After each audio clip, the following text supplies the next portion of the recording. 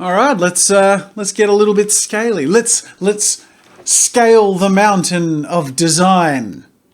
I'm sorry. How do we go for a scaly aesthetic here? Well, I might change the mouth a bit to suit something more of a lizardy aesthetic. I think that's gonna look a bit cooler. So slits for nose, and for the mouth, if we might even get rid of the jaw and bring the whole thing sort of forward and up. Just a little bit more, I don't know, snake-like and lizard-like. I feel like it just suits that scaly aesthetic a little bit more. And as for I think the horns, the horns are fine. I might give him ears that are slightly like webbed or something. And now with the scale aesthetic, before we get to the actual texture and the skin and outlines, we'll just refine a few other things, such as the tail. I think we could go for more of a lizardy sort of tail here. There we go, a few spikes, and we need webbed things. Actually, webbed fingers and hands, that could be cool. Now the horns just feel a little bit out of place, so I'm gonna come back to these,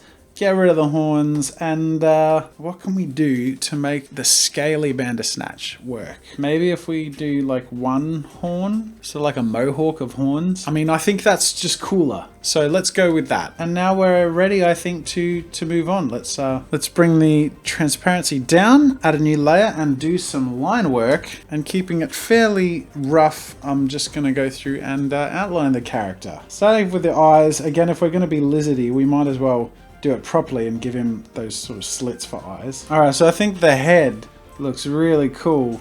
We've definitely got a little bit of that scaly lizardy thing happening. But now we can move on and go through the rest of the body, starting off with the wrinkles in the neck. And really we're gonna do the anatomy first, and then we'll come back and just add some actual detail for scales, just so it's really clear that this is a scaly creature. But I think the aesthetic itself is gonna kind of communicate that. It's really starting to come together here. He looks a bit like a villain from like a He-Man cartoon or something. I'm okay with that. I'm okay that he looks sort of classic. I'm going to redo his feet as slightly more webbed feet, just to have a little bit more of that aquatic aesthetic that we're adding here. I say the word aesthetic a lot. You probably noticed that by now, especially if you've come back to watch multiple endings. Isn't that annoying of me? And the worst part is, if you didn't notice it before, you're sure as hell going to notice it now.